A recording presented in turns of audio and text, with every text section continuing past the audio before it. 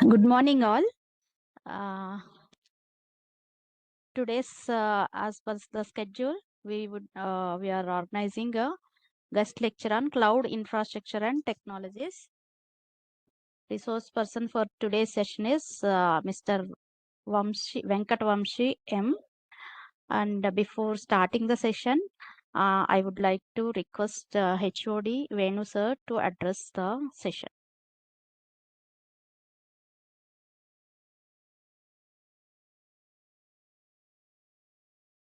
Venu sir. Excuse me, madam. Please record the session. Yes.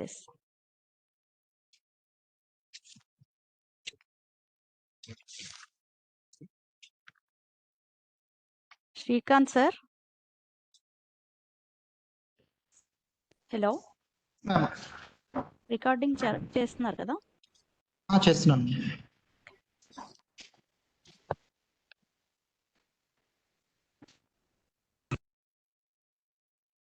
I request Venu sir to address the meeting. Good morning, Narendal. Good morning, Venkat Vamshi sir, who is a software developer from Hexagon. Morning, colleagues, Ram Lakshmi Madam, Srikant sir, coordinators, and my dear students. A warm welcome for this lecture. As you all know, without cloud we can't live down the lane, because every piece of information is stored in cloud nowadays. And we are fortunate to have Venkat Vamshi here to give awareness on this cloud infrastructure and technologies and latest trends in it for us. Hope everyone will utilize this session and make sure that this session is fruitful in learning, and make sure you had very good takeaways, and without any hesitation you reach out to sir for any doubts you had, because nowadays without cloud we can't live, and this is essential for us to work with. In future we are planning to do every piece of project work in cloud for you later in final year. So I request all of you to be careful and be attentive, raise your right questions, and clear it out now in this session. And I also thank Venkat Vamshi for accepting our invitation, and immediately he's accepting and delivering this wonderful session. And I congratulate coordinators Ram Lakshmi Madam and Srikant sir for selecting this latest emerging topic. Once again, all the best for the session. Carry on. Over to you, madam. Thank you, sir. Thank you, Venu sir, for addressing the gathering. And now I would like to introduce the speaker, and then I request all the participants and HOD sir and speaker to have a photo session. Then we'll start the session. So now I would like to introduce today's speaker, Mr. Venkat Vamshi. Venkat Vamshi is a senior software developer at Hexagon Capability Center, India, with over 4 years of experience in cloud infrastructure and development of microservices and micro frontends. He holds a BE in information technology from CBIT in 2020.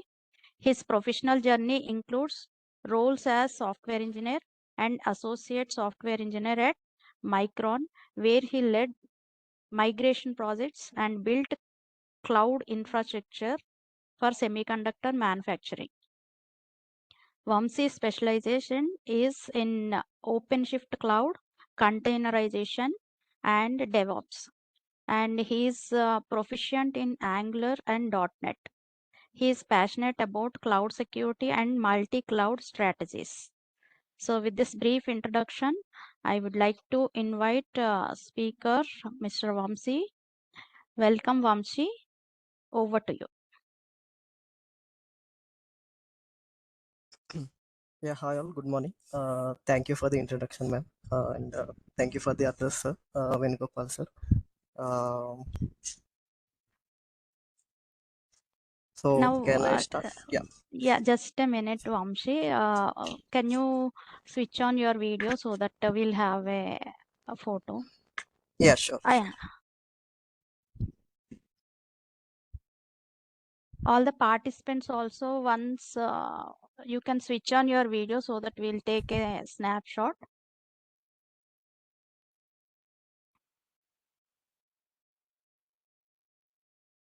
Srikanth, Srikanth done?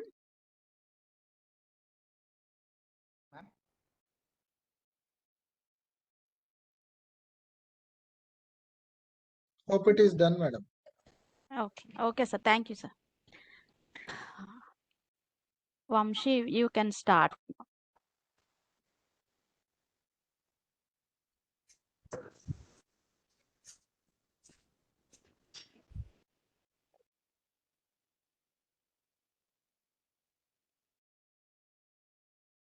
I will share my screen.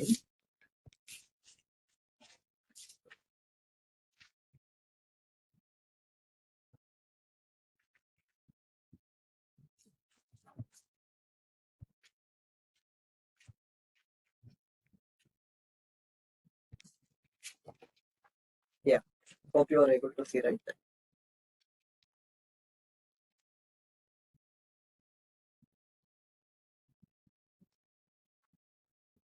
Hello.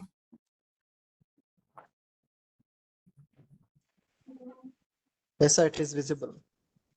Yeah, okay. So by this time you might be knowing, right? Today we'll be going to have a brief idea about what actually the cloud is and what is the infrastructure that will be needing for a cloud platform, and what are all the different types of clouds we have, and also how we can deploy our, I think you might be doing your mini projects, right? So how we can able to deploy your mini project into a cloud platform. So those basics we will cover for today. So yeah, just I will show you the agenda. So this is what the agenda is going to be. First, I will introduce about what actually the cloud computing means, and then the types of cloud computing, and what are the service models that we have in the cloud, and then the cloud infrastructure. I mean infrastructure in the sense how actually internally cloud is working, and how we are able to deploy it out to the cloud, our applications, and how the customers or the users are able to use those applications.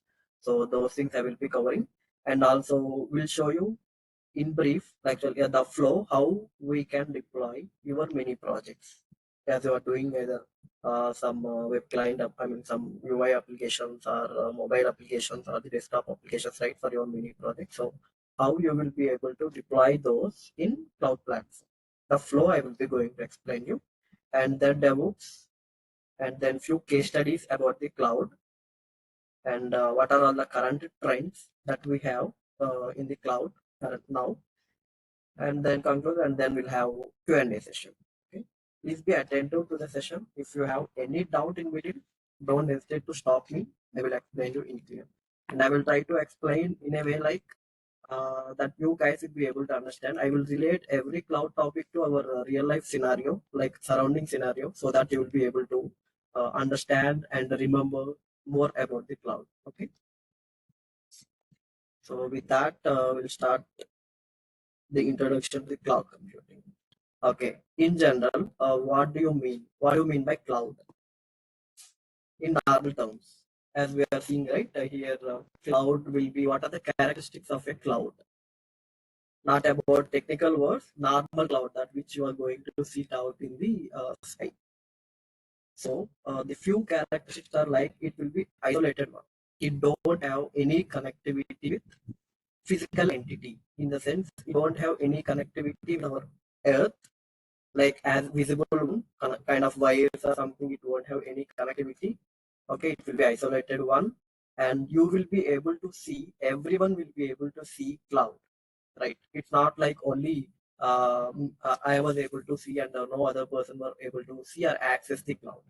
Okay, and so in the same way, so here for the cloud computing, we have the key characteristics as I mentioned. One is like on-demand self-service, like it will be the independent one. It don't have any connection with any of the physical entity. It will be the independent one, which will provide the required services that what we need. Okay, and it's like it have broad network access, which is in the sense wherever you have internet, you will be able to access it. Same way, whenever you see into the sky, you will be able to see right the clouds. So in the same way, wherever you have internet, you can access to the cloud. Okay, and then resource pooling, which is nothing but cloud in the sense like it won't be accessible only to you. It can be usable used for multiple users. Okay, in the sense like clouds in the sky, it won't be visible only to you. It can be visible to so many other people, right? So in the same way, the cloud resources can be shared between multiple users. Whoever want to use, they can use.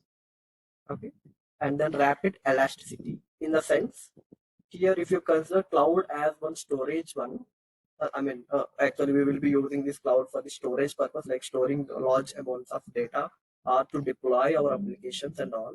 So, in that way, if let's take an example of your Gmail account or a Google Drive, whenever you create an account for the Gmail, you will be getting a free 15 GB amount of storage, right? Which is nothing but the part of storage which is coming from Google Cloud. Okay, and then once you will, after some point of time, you will come to a situation like your 15 GB of memory will be used. Means you have stored or you have saved that much of data, either images, videos, or files, or some books or anything that you might have stored. So that 15 GB of data is used now. That is done. You want to upgrade now. You want to have more resource. You want to use. How will you do? Just you will be paying to the to the Gmail this much amount of money per month, and they will allocate you some storage from the cloud. In the same way, like that, you can able to scale up or scale down the resources quickly by using the cloud. Okay, and as I mentioned, this is a wizard service. It's like a pay-use model. How much of amount you pay, that much of resources you will get. As an example of the same Gmail or the Google Drive that you're seeing, the amount of money, if you pay more money, you will get more amount of storage from the Gmail or the Google Cloud. That you can use it out for storing of your files or mails, some documents or everything. Okay, you can briefly think like cloud as, if you want to understand more, just think about your Google Drive or the Gmail account. That is what actually the cloud is. So those are all the few characteristics of a cloud. These are the main things because of which the cloud computing has become popular. I will explain you in detail. Later, like how before cloud came, how it used to be, how the applications are used to be worked, how the applications used to be given to the users or customers. So to overcome few of the situations, they have came up with the cloud architecture where it can be used by multiple users at a time. It's not like your simple laptop. If you consider as a laptop or a computer that you have, only you will be able to access it. If any person came and log in, it won't work. Only one can use. Multiple users can't use at a time. So, but here in the cloud, multiple users can access. Obviously, everyone might be having different keys, but how many users are there? Everyone able to access to the application which was there in the cloud. Okay, this is a few characteristics of a cloud and what actually the cloud computing is. In simple terms, you can consider it's like kind of a storage. Not only the simple memory, it has the capability to store any software or any application so that the users can be used from the cloud. In simple terms, like if you consider if you have developed some mobile application, Android application, okay, so those will be there in your mobile. You want to download Google Pay. How will you download? You need to go to Play Store. That is the one where all the applications will be there. From there, you will be going to download and use, right? In the same way, here inside the cloud, you will be having multiple applications and multiple services, which on base of pay, you can use whatever you want, right? And why this cloud icon came for the cloud computing? The main reason is it is isolated one, and also inside cloud, so many things will be happening. How it's going to interact with the users, or how the applications will be stored inside the cloud. All those things won't be visible on seeing on the cloud. But internally, so many things are going to happen. In the same way, how you see the cloud, it will be simple looking like a cloud, and you will be going to see in the sky. But if it has to rain, it has to give some output to you. So many internal things will be happening inside that. So all those things are not going to be visible to you. So that's the main reason why they came up with this cloud icon for the cloud computing. Kind of you can think of your OOPS concept like abstraction and encapsulation. It's going to hide everything. Whatever internally happening, you won't be able to know. Only you will be able to see the output at what you want. Okay? That's where the cloud icon came for the cloud computing concepts. If it's clear, if you have any doubts, you can ask at any time. You can stop me at any time, or you can raise your hand. Okay. Now we'll go to the types of cloud computing. It's nothing but the types of clouds that you have. One is public cloud, private cloud, hybrid cloud, and the community cloud. So if you want to remember these things clearly, just I will give an example. Of, few of the people you might be living in apartments, right? So if you consider whole apartment or the whole towers as the people that you have, public cloud is nothing but the gym area or the open space which can be used by all the people who are living inside that particular apartment, right? So that is what the public cloud is. It can be used or it can be accessed by any of the public. You don't need to have any password, or you don't need to have any password to access to that or to use the services from the public cloud. If you have an internet, you can access to the public. It is one kind. Another one is a private cloud. It will be dedicated for a particular organization, which is nothing but it will be used only by you. Like suppose so many, some hundreds and thousands of flats will be there inside. I mean, so many houses will be there inside the apartment. So you can consider this private cloud as your own house. Inside your house, only you will be allowed to access. No other person can come, right? If any other person has to come, they need to take your permission, then only they can enter into your house. That's what the private cloud is. It will be used only by a particular people or a particular organization. It won't be available to all the public which were there, which were living in that particular apartment, if you consider. Okay. And next comes the hybrid cloud.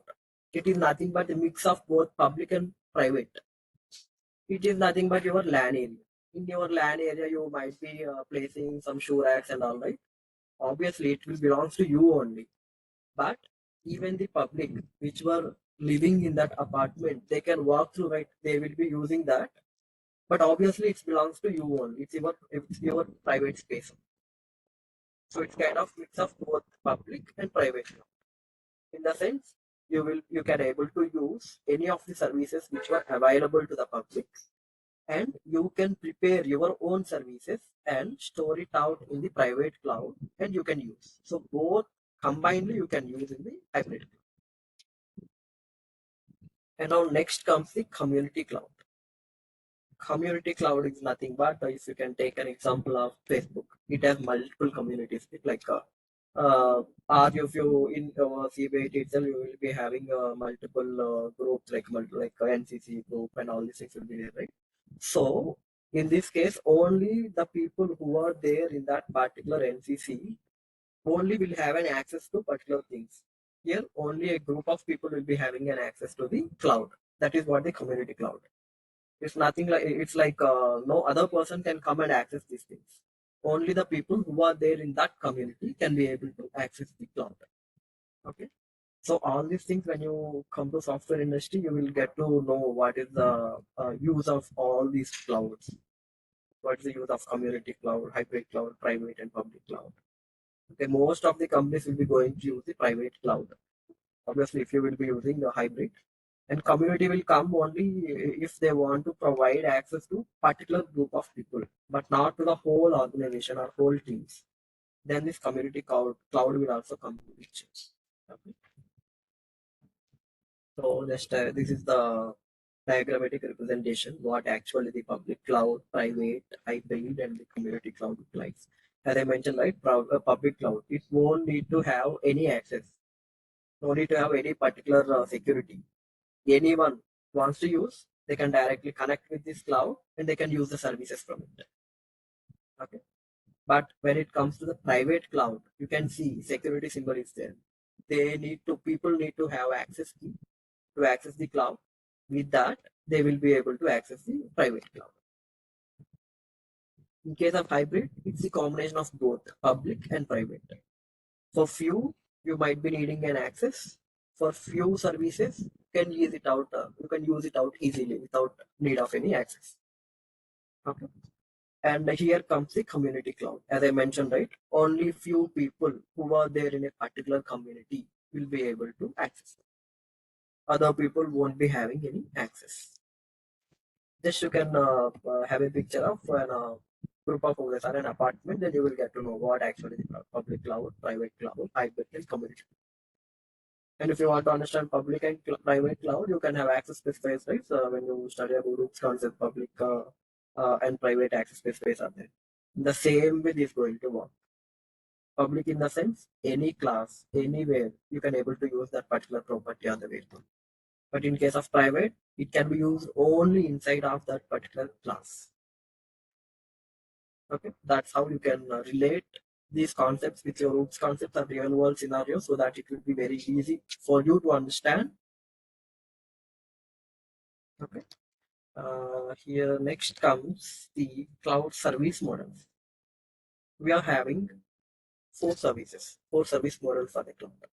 Cloud can work you as infrastructure as a service, or it can work to you as platform as a service, or software as a service, or a defined function as a service. So I'll explain what actually the infrastructure as a service is.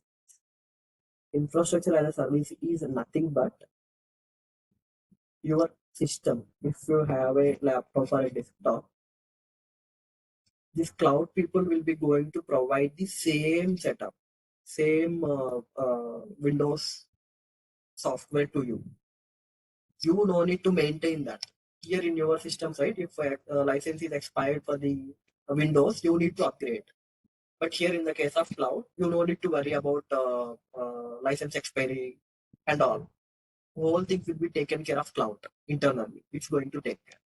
Just they will give you the environment, like the whole setup, Windows setup they will give. Inside that, you can do whatever you want. If you want to install SQL Management Studio, SQL Server, you can install. If you want to install Eclipse to run Java programs, you can install. If you want to use Putty, you can install to run your C or C++ program. Whatever you want, you can install. They will only charge for the infrastructure, which is nothing but the Windows software, Windows platform, whatever you are using, they will charge for that. Internally maintaining that soft infrastructure, you don't need to worry. Because cloud team will take care. Cloud will take care of that. The example for that is Azure VMs. Azure is one of the cloud platform, so it will provide VMs, virtual machines. Might already be knowing, right, in our OS concepts, what actually a virtual mission, how memory allocation will take place, what is the difference between a virtual mission and our physical mission, right? In the same way, Azure is going to provide you the virtual missions. Okay, so that in that virtual mission, it will simply look like your own laptop or desktop. You can perform whatever you want. Similarly, let's say if you can take an example of your putty, you are directly going and you will be going to connect, you will be giving some ID and password, then you will be able to open a shell, right? In that shell, you will be running your C or C++ programs, or you are going to create folders, create the programs, running the programs and all, right? In the same way, here in the VM, you can perform anything that currently you are doing in your system. Like you can play videos, you can prepare PPTs, you can do your mini projects, whatever you are doing in your normal physical system, you can do everything in the VM. Okay, and then the next comes platform as a service. Here they have given you infrastructure. Based on that, you will be going to develop or install the required platforms, and then you will do. Here they will provide the platform itself. Okay, you don't need to worry what to install and what to start and all. Just directly you can go and start your development, which is nothing but you can just take one platform. Maybe I will show it out to you what actually the platform means, what infrastructure means, software and function means in the coming slide. Okay, and the software as a service. In case of software as a service, you can consider your Office 365, which is nothing but your PowerPoint or the Word or the Outlook mails. All these things will belong to Office 365. It will ask you for the subscription. If you have a subscription, you will be allowed to use that software.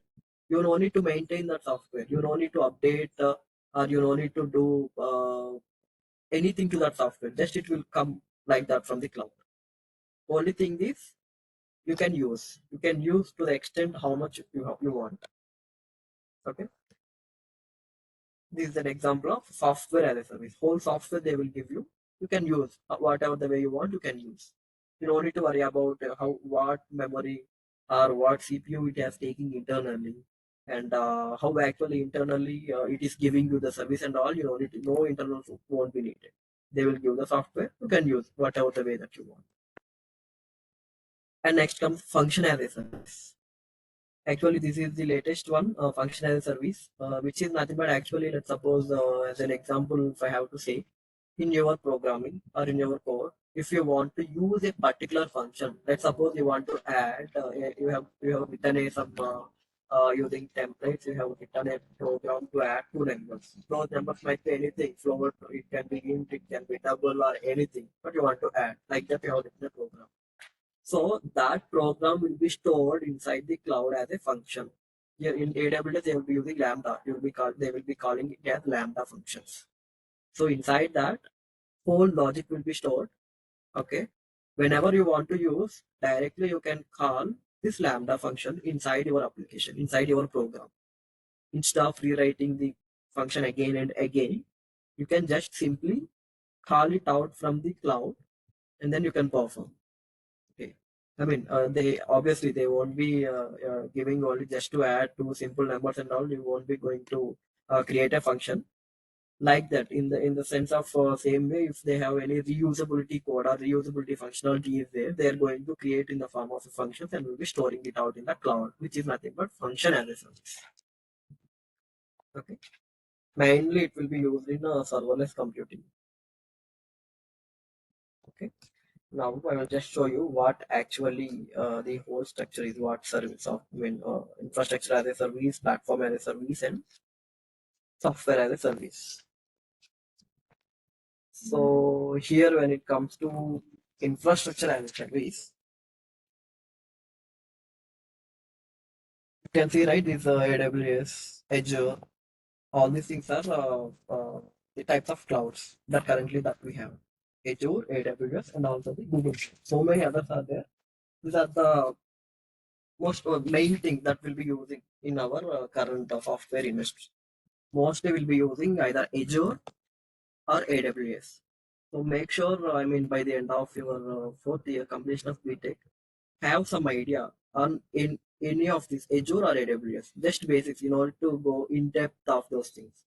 Just basics, what actually it is, how it's working. That's it. It will be very helpful for you when you join in any software industry.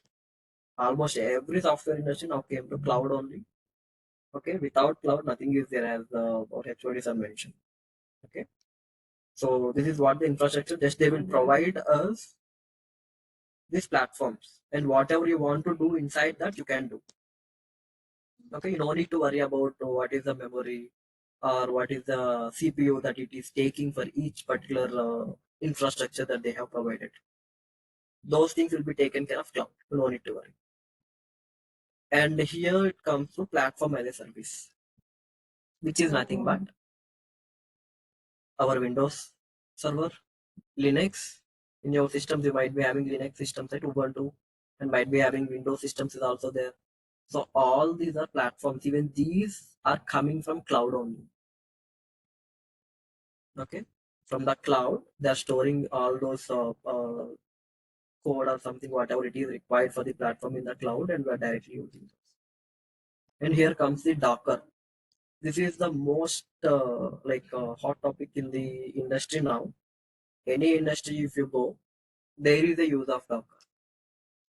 Without Docker, cloud won't work, first of all, because with the use of cloud only, you will be able to deploy your mini project or the applications to the cloud. This is kind of a bridge between application and the cloud. Okay, and then MongoDB, SQL Server, MySQL, these are all the database related platforms where all these things can also be coming from cloud. Instead of you manually installing in your system, you can directly use it out. I mean, if you're going to use Visual Studio or something like that for any .NET related development, if you see, you will be having an access to use the SQL there itself. You don't need to install in your system to use. Directly from cloud, you can use. You can connect to the cloud where you will be having all the functionalities related to database and you can use. Okay, this is the platform as a service. And here comes the software as a service, which is nothing but APIs. APIs, so you might not be having a full understanding. API is nothing but the bridge between your UI screen that you are seeing in your, let's suppose in the Google. If you open Google, it will be going to open a search bar and all the links it will be giving, right? How it is giving you those links based upon the search that you have done, based upon the search term that you have given. So whatever the search term that you have given, it will be internally going to an API. What API will do, based on the search term, it will perform some logic and it will return the links that what needs to be displayed again. Okay, so those links will be visible to you in the screen again. It's like a bridge between UI and the backend database. So from the UI, you will send a request to the API. The API will send a request to database. It will perform the required operations. And again, API will get back the result to you and which will be shown in the UI. Okay. Maybe we will just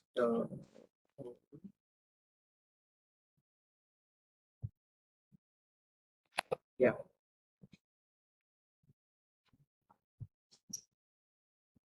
Yeah, I will just show you how actually the API work. So, when the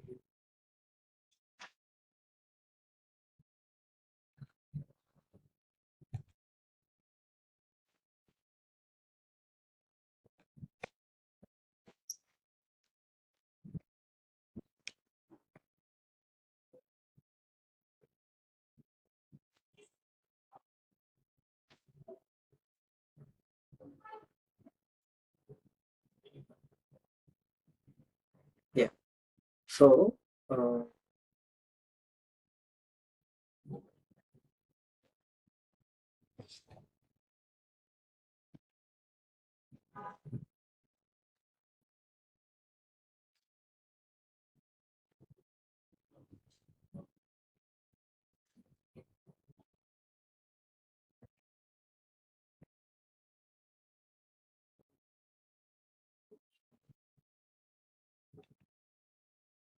Now let's consider this is the DB,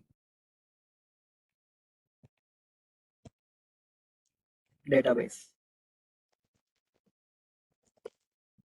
Okay, and here it comes the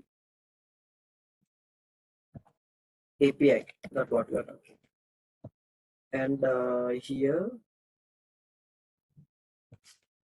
your UI screen, nothing but your Google and console. Okay, so what you will do, you will be going to type something in the Google search bar like about cloud. So what it will do, it will be going to send this request. You're going to send this request to the API.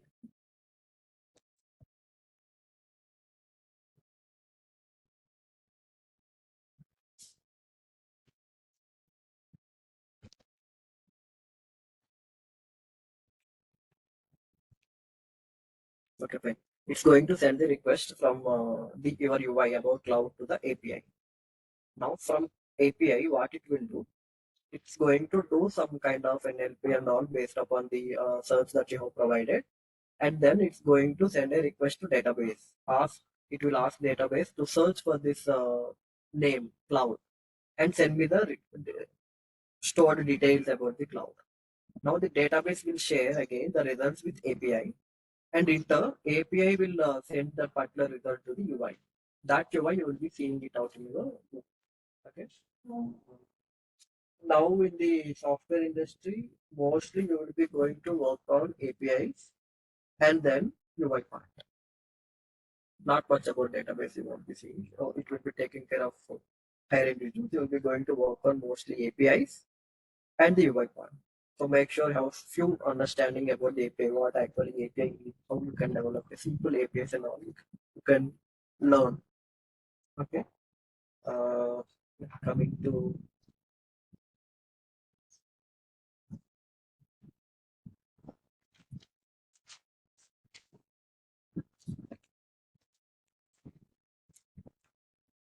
coming to our topic. Okay, this is how this what is the API means, that is the API. So APIs will be stored, which is nothing but the software, internal software you can call it as, or any e-commerce website. Okay, all these things will be working as a software as a service, will be used in software as a service. So for all these things, you will be having different cost. If you want to use it as an infrastructure as a service, it will have some cost. For platform, you will be having some cost. For software as a service, you will be having different cost in the cloud. Okay. Now comes to the cloud infrastructure. How actually it is internally, and now I will explain you how actually before cloud, how the application is used to be given to the customer.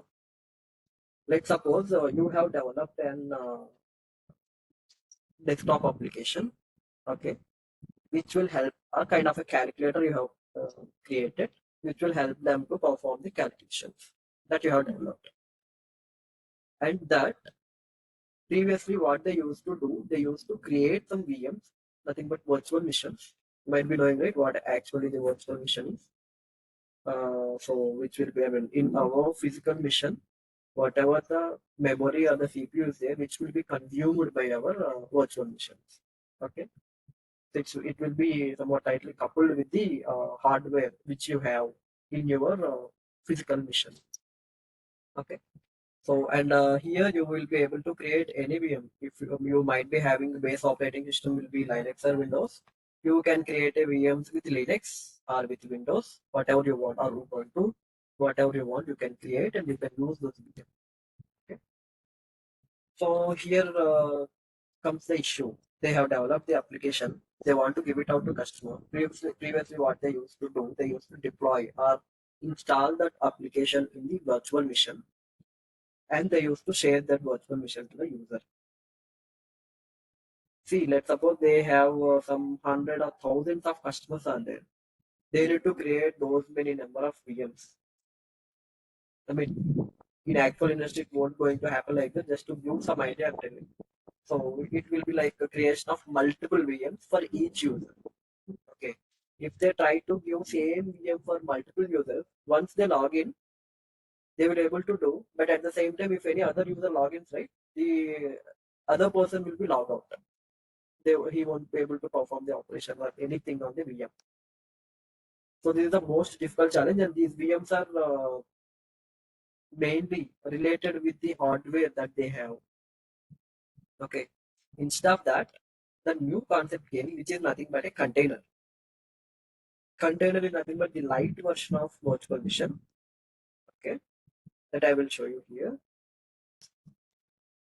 This is how a container will look like when compared to virtual machine. In case of virtual machine, if you see the differences, every virtual machine again needs to have a guest OS. Means which operating system the virtual machine wants. It wants Linux or Windows or any other. Even that information needs to be stored in the virtual machine, and it's going to share the memory, not the memory, CPU and all from your main system. CPU time and all, it will be going to take it from your system. In case of containers, those no need to have any guest OS. Container engine is there, right? This is the main one which is going to take care of those things. Whatever the type of container you want to create, you can create. Can be Linux, can be Windows, or any other thing. The thing that it will be contained is only the application that you have developed and the library or the files which are required for the application to run. Only those things will be there in the container, and it is very flexible. You can share it to any person, and the size of these containers is very less. When you came to virtual machine, it will be sized in GBs, it might be having. But in case of containers, it will be there in MBs also. So many containers are available in MB. So much of storage will be reduced. Okay, so that's where the container concept came. Now, yeah, that is how previously they used to give virtual machines and all, right, to the customers or the users for with the application what they have developed. Now the trend became different. Now what they are doing, they are going to develop the application. For the application, they are going to create an image. Here the image is different. It's not our normal image. Here it has a different term. It's kind of let's suppose in OOPS concept you have class and object, right? Class you can consider it as an image, which is nothing but the static one. Okay. Whenever you create an object and instantiate the object, then the class will becomes active, will comes to active state, and it will perform the things whatever you want to do, right? In the same way, here whenever the image becomes active, that is nothing but a container. Okay. Image is the static one, container is the active one. In simple terms, if I would tell, let's suppose you have APK files. You might be knowing if you are going to develop any Android application, you will be having some APK files. And click on that APK is nothing but on running on that APK, your app will be opened, which is nothing but you have in your phone, in your mobile, you might be having Swiggy, Zomato, everything will be there. All those things will be kind of APKs. Once on click, it's going to run the application internally, and it will open up the UI, and it will perform your required operations. In the same way, image is nothing but a passive one. Whenever you click or whenever you run that image, then the container will be created. Container is the one which will be helping you to perform your required operations. Okay. Simple. Whenever if you want to deploy any of your application to the cloud, you need to develop the application. That is common as usual. You need to do your mini project about whatever you are doing, kind of any desktop application, or let it be any web application or anything you are going to develop. From that, you need to create an image. For creation of image, here comes the platform as a service. We have seen a Docker. Here comes the Docker, which will play premium role and most important role while creating the images for your application. Okay, nothing much, nothing to do more about here also. Just your application will be there. All the required DLLs are nothing but the required files .h files or .cpp files, or .py files in case of Python, whatever are there, all those things will be there required for your application. So what will be going to do? You will be having a Docker file. Okay, you need to create a Docker file. What this Docker file will do, whatever the required DLLs or the library files required to run your application will be copied into a virtual directory. Okay, here Docker container is also nothing but a kind of a VM only. It is also a kind of VM. So whatever the files and all required for your application will be stored inside this image, inside the VM. In case of VM, you will be copying, right? Copying your mini project, whatever you have done, or you will be going to do the mini project there, and all the required library files or the .py files, everything will be there in the VM. In case of here, by using Docker file, all the files will be copied inside the image, not the container, inside the image. Okay, an image will be created, a Docker image will be created by running that Docker file. You will be going to get a Docker image, which is of very less size. When compared to VM, it is of very, very less size, very limited, very less size it will be there. Once this Docker image is created, you need to store it, right? You need to store it somewhere.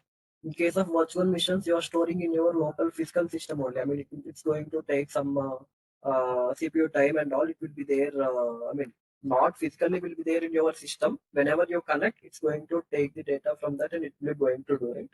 Here to store the images, we have a Docker Hub. This we will be calling it as a registry. Image registry we will be calling. Based upon the cloud platform, they will provide, similar to our cloud types, they will provide you private registry, public registry. Public registry is nothing but Docker Hub. Anyone can store their images, application images into Docker Hub. Private registry is nothing but only specific to your organization or you people. You are the only person who can access that and who can store the images. Okay, it's nothing but you are storing your whole application in one registry. Okay, now if you run that image, a container will be going to created. A container will be created. On running of image, a container will be created. Okay, that I will show how actually we are deploying to the cloud. That I will show in the next slide again. How actually container will looks like and all. So for now, you have an application, you have a Docker file, and it's going to create an image.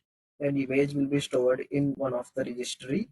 From that registry, you can pull the image to multiple environments. These are the environments in software industry. You will be having development environment will be there, and then testing environment will be there, and finally production environment will be there. Whatever the things that you develop, you will be going to, I mean, for your developer testing purpose, they can do it out in developer environment. Once your whole development is done, it will go to the test environment where whole application will be tested. Once the application is working fine in the testing environment, it will be moved to production or to the user. Production is nothing but it will be usable by the users. Whoever the user want to use, they can use it out. Okay, so that is how the Docker will be used to create the images and all. Maybe I will just simply show you. First, we'll go through the slides and then we'll show you how actually the Docker file will look like and how the images are there and what is the content and all. I will show you in practical. Okay. So now comes, yeah.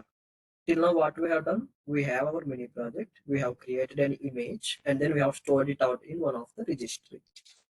Now, that registry or the image needs to be deployed, or I mean, needs to be deployed to the cloud. So inside the cloud, how your application is going to be visible, that I will show you. So this is like a Kubernetes cluster we will call whole the structure. Okay, inside a cluster, you will be having multiple nodes. Inside the node, you will be having multiple pods. Okay, inside the pods, you will be having multiple containers. All these blue squares are nothing but the containers. Container is nothing but the running instance of your application, running instance of the image that we have created. Okay, that image will be there inside these blue icons, and on running of that image, this is the container. Container is nothing but your application, your running application. Okay, all these containers will be stored inside a pod. There are reasons why you have multiple pods and multiple nodes. It's very depth. So basic in general, I will tell. Let's suppose each container you're having let's suppose you have only one container, and that's where your application is.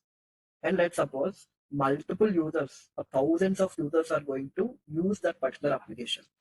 What will happen? It might crash because of the amount of requests that is coming to it, right? So in order to handle that, what it will do internally, multiple containers will be there. So if one fails, that request will connect to the another container which is active. Okay, if even though two containers are not good position, it will connect with another container. All these things internally will be done by the cloud platform like Kubernetes. Internally, it will be done by Kubernetes. Any cloud platform, Kubernetes is the one which is going to maintain all of our applications or nothing but the images or the containers inside a cloud platform. Okay. And now here comes the node. Why multiple nodes? Same reason. Similar to the why you have multiple containers. In the same way, in each node you might be having the same applications but with a different count. So how the request comes is from the let's suppose you are sending one request. So that request internally will hit the cluster, Kubernetes cluster. It will go to the control panel. Control panel will check if it has any nodes. It has multiple nodes. So it will send request to one of the pod. Okay. If the pod is active, it will go internal to the container. From the container, if container is active, it will go to the application. If the container is not active, it will check for the container. If the pod itself is not active, it will check for another pod. Okay. If the node itself is not active, then it will give you the particular request, whatever you are sending is wrong. Okay. This is how visibly it will be there in any of the cloud platforms. If you go and log in, to Azure or OpenShift as one of the cloud platforms, if you go and log in and see, this is how all those things will be visible. Okay. So this is how the cluster will look like. So all this cluster will be there inside the cloud. Okay. Now we'll see how we have our application. We have created an image. We have stored it out in one of the registry. And finally that needs to be stored inside a cluster in the cloud. Okay. But how to deploy, how to store our application into the cloud? We can do it manually, in the sense we can't directly take it and put it there, right? There will be some process or some software will be there which will help us to deploy our applications to the cloud, right?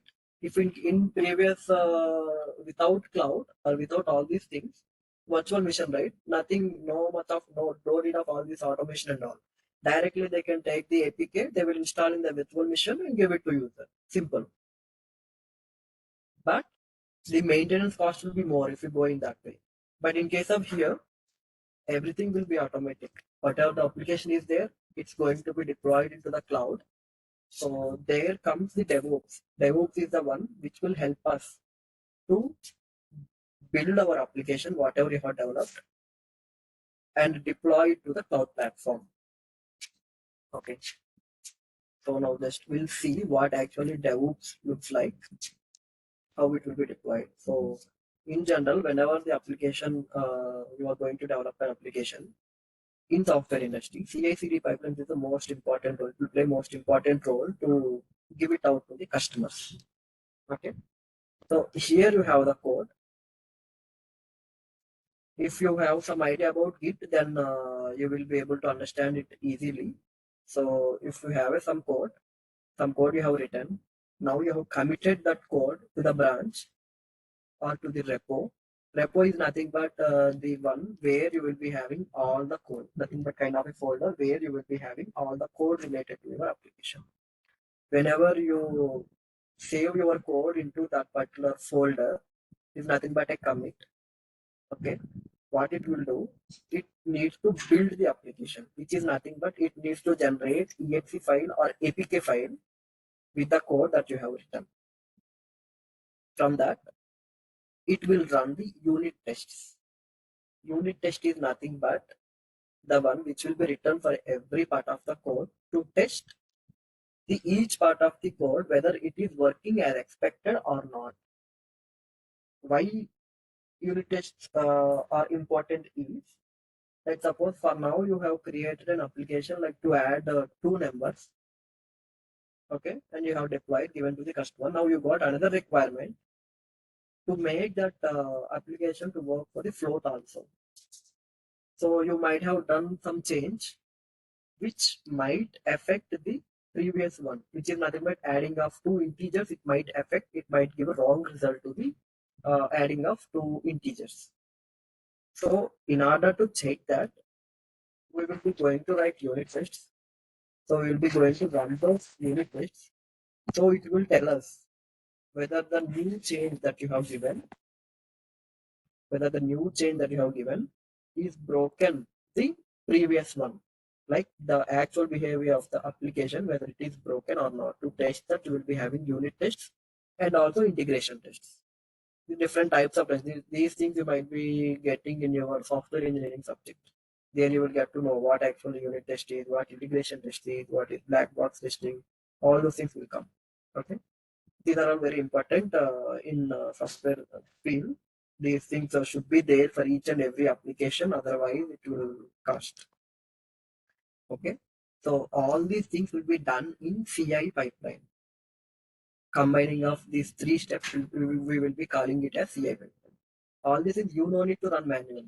You will be having a pipeline. We'll be calling it as a pipeline.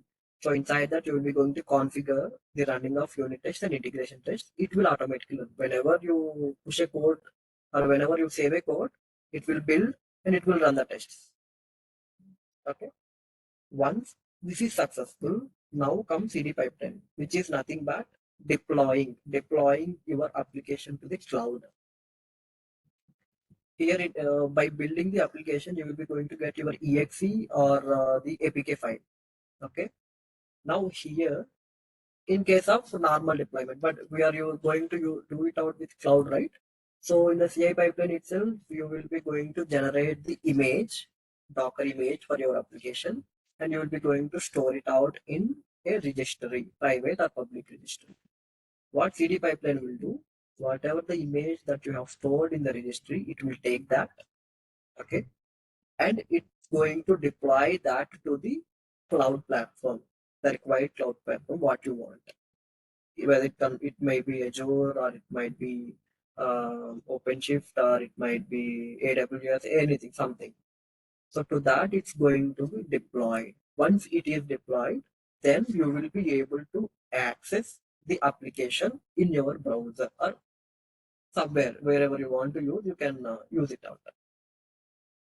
Okay.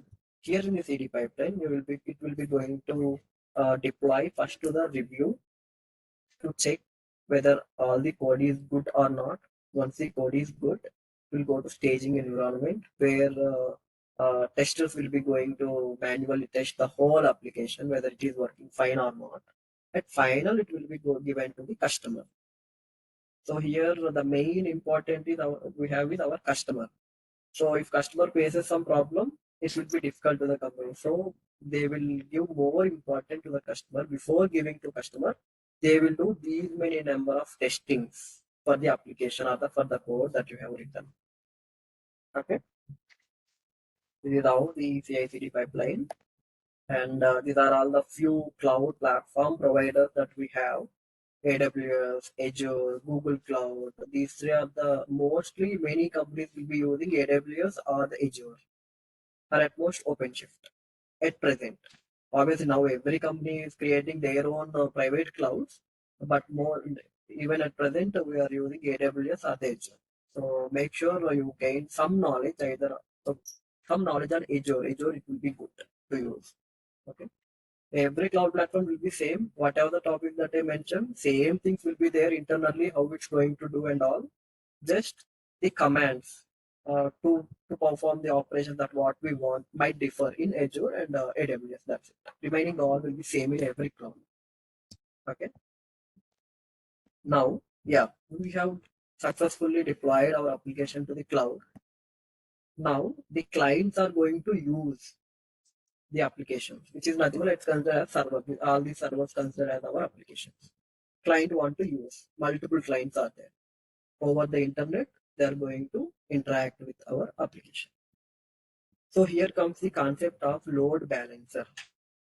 This is also internally we will be having inside a cloud. We don't need to take care of it manually, but just to explain how actually it works inside the cloud. So I will explain you what actually the load balancer is.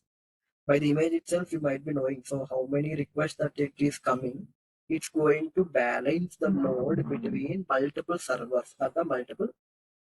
All these servers, inside these servers, our applications will be running.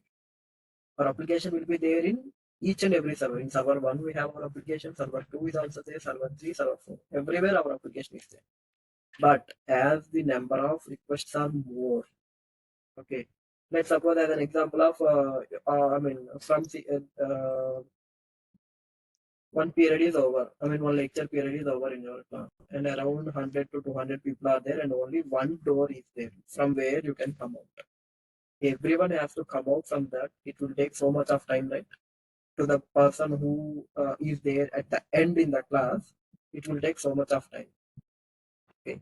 Instead of that, if you're having multiple doors to go out, it will be easy, right? Obviously, each door will connect to same main street, or the place where you want to go. But you will be having multiple doors. In the same way, here you will be having multiple requests coming from the client. So instead of sending everything to single door, in your example, in the sense single server, it might fail because of that much of load it can't handle, or the requests might be taking so much of time because it has to do one by one, right? One request has to go, once it is performed, then only it can take another request, like that. So instead of that, same application will be stored in multiple servers, which is nothing but as I've shown you in the pod, right? In the pod, we will be having multiple containers, but every container will be containing our image only, our application only. Okay, whenever request comes, you go to load balancer, it will check which server is free. Based on that, it will send a request. Simply load balancer is nothing but balancing the load to a server or to a container or the cloud, wherever it is deployed. Okay, and it has many more functionalities like failover. Let's suppose it has sent a request to server 2, but server 2 is not there. It is not working properly. It has some problem. Then then what it should do? Load balancer. So what it will do? It will send the request to another server, whichever it is healthy, whichever is working fine, it will send. Okay. So here it will send actually whenever a load balancer send a request to server is not good, it will send a failover request to the response to the load balancer, and then load balancer will send the same request to another server. From there it will get the response back, and that will be given to your UI or to the client, whoever has asked. Okay. And this is how internally the balancing of multiple requests will be takes place in the cloud. And here comes few case studies about the cloud where actually we are going to use this and where we are using at present time. One is e-commerce. Well, you're seeing right, or Amazon, Flipkart, or all these things will be there coming from the cloud itself. And even Netflix, you might be mostly seeing Netflix, right? So it is deployed in AWS, Amazon Web Services cloud platform. It is deployed. So the main usage of cloud is if you deploy any application to the cloud, you can replicate how many number of servers you want easily without having a problem of this load and all. In normal scenario, if you give a VM, so many requests or something, so many number, thousand number of users want to use the same, it won't work. But in case of cloud, how many number of users came, it won't break, it won't fail at all. That is the main concept. Like in Kubernetes, orchestration is one concept where it's going to take care of our containers and all. So the main goal of that Kubernetes is no failover. It is nothing but no request should fail. If the application is there, it should not. It should get the required response whenever the client sends request to the application. That's the main goal of Kubernetes and the cloud. Okay, and it's also used in healthcare. If you might visit Apollo hospitals anywhere, you might be seeing they will be having their own applications to store our data, patient data, which disease they have, for what they came, what are the surgeries they have undergone, and all. So even for those applications, we are using cloud now because the data will be used, right? Patient data, in the sense there won't be one or two patients, multiple patients will be there, and they need to store the data. They can't store it in their laptops or the systems that they have or the VMs. It needs to be stored in the cloud as the data is used. And in finance, to check about some risk management, how our finance will be. Even in finance, they will be going to use the cloud platform itself to store their applications. Okay. And yeah, these are all the things where they'll be using for data storage, for e-commerce, for big data analytics, for IoT, for software development testing. Obviously, we'll be using for the business applications, for collaboration. Collaboration is nothing but if you can consider WhatsApp or something like Facebook. Internally, they might also be using cloud. Without cloud, they can't uh, make a reliable platform for everyone. Okay. And these are all the current cloud trends that are going on in the industry. Edge computing, AA and ML integration. They are trying to integrate AI features to the cloud. Okay. Multi-cloud, which is nothing but, as I mentioned, right, we have multiple cloud providers, Google, OpenShift, and AWS.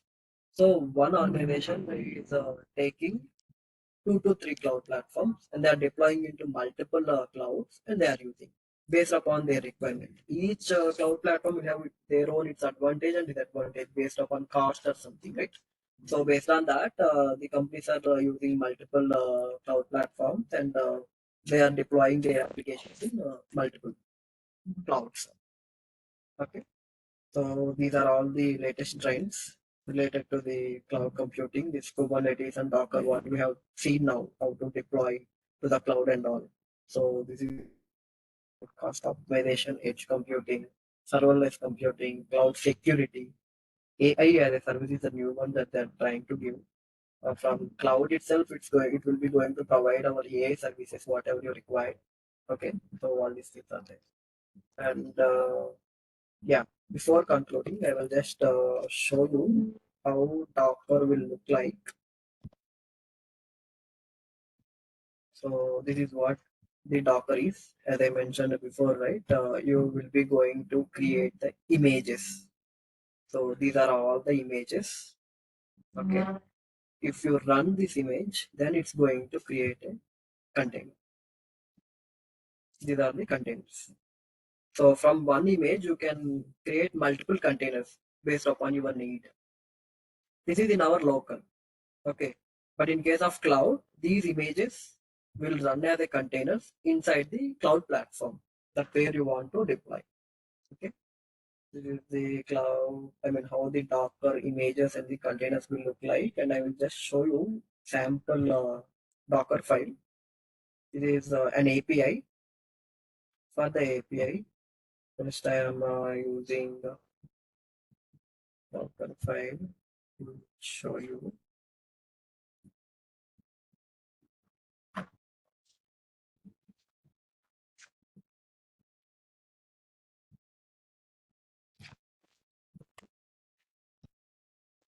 Yes.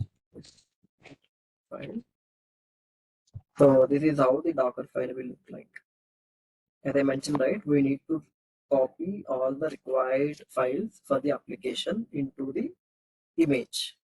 So these are the files that we are copying. Copying. These are the multiple files that we are copying.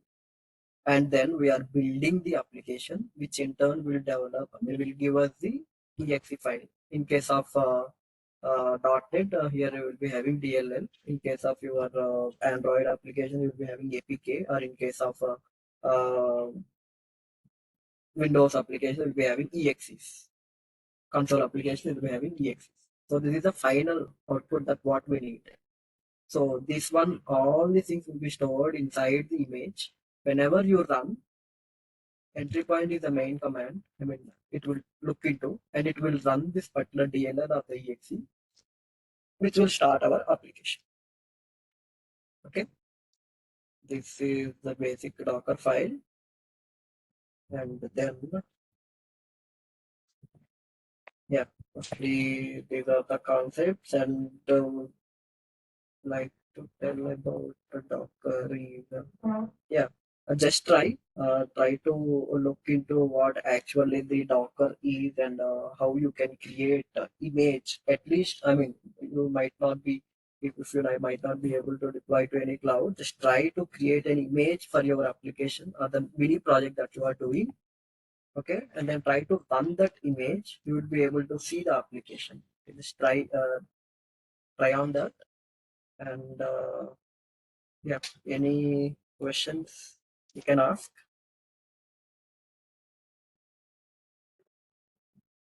Anything, not only related to cloud, or anything that you want to know related to software industry, anything related to some kind of interviews, or whatever question you random, you can ask any question. So, Yes, students, if you have any doubts, you can raise your doubts.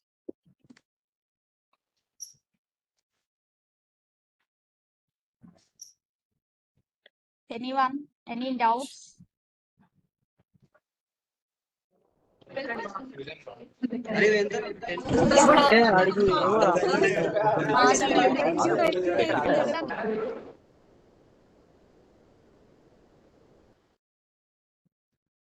if anyone has doubt, just raise your hand here. We'll unmute and you can ask the question. Otherwise, you can ask in chat also. It's fine. I think no one are raising, because this is a new concept. They have new technology to them. Maybe Yeah. the cloud technology and the cloud subject they will learn in 6th semester now. So now they are in 3rd semester. So maybe they are not aware of this. But still, anyone have any doubts, you can ask. Otherwise, we will conclude. Yeah, okay. It seems they are not raising any doubts, so we will conclude.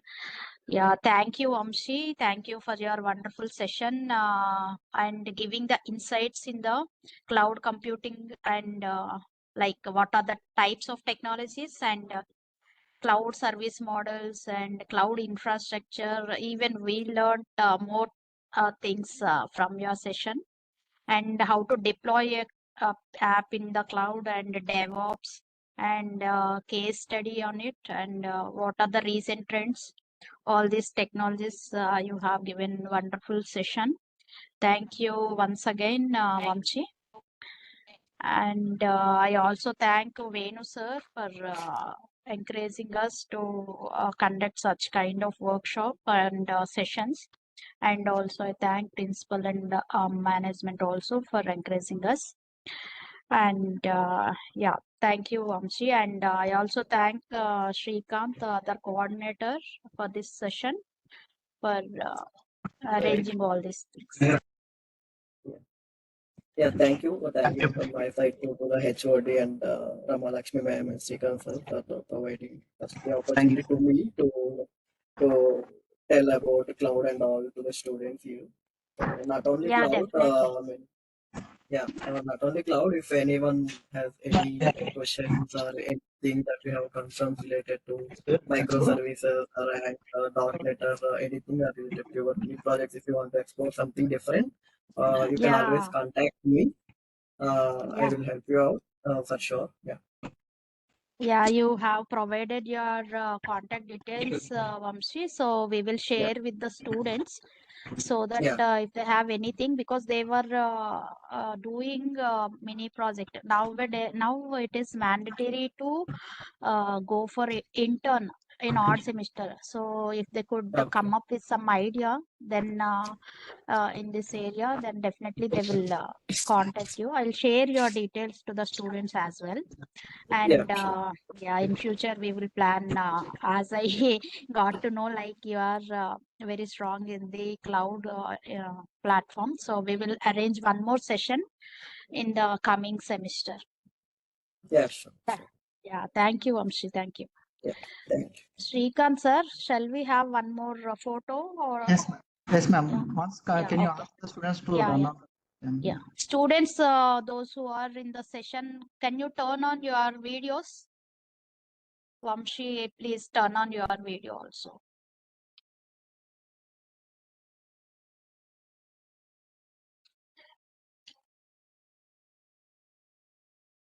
Students, please turn on your videos. They are, they may become in different costumes. Okay, we will have a um, screenshot.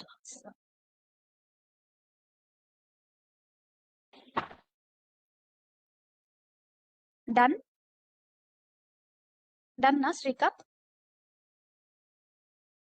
Yes, ma'am. Done. Okay. Okay, Vamshi, thank you. We'll conclude the session. Yeah. Yeah. Thank you. Bye. Bye, bye. Stop recording, Srikanth. Okay, I'm leaving. Students, thank you all for participating, and now you can leave the meet.